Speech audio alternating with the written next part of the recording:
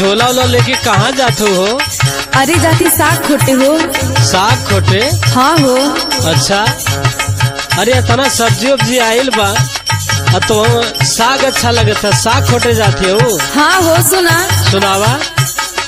चनमा के साग बिना लागे ना मनवा।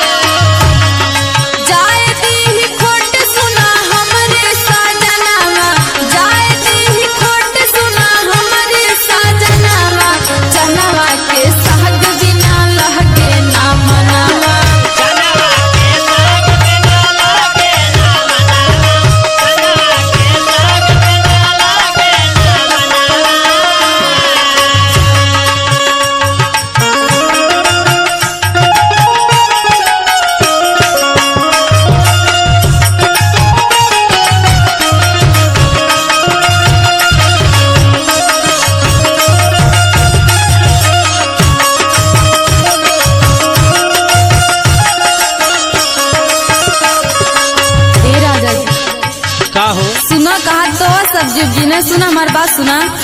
सुनावा। केतनो खाई हम बैगन या गोभी।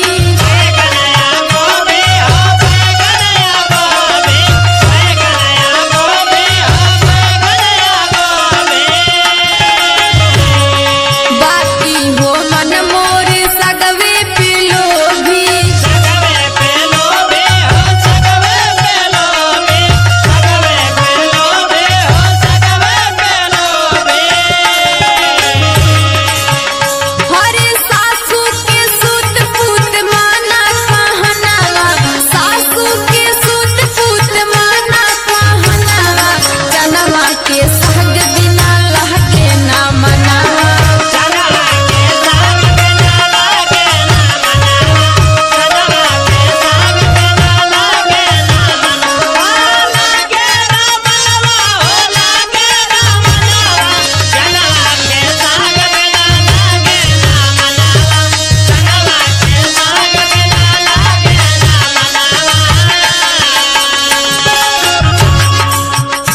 ए राजा जी का हो?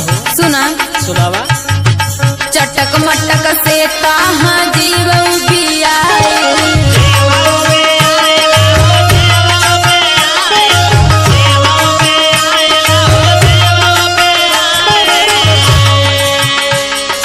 तेला मसाला से मन खिसियाए।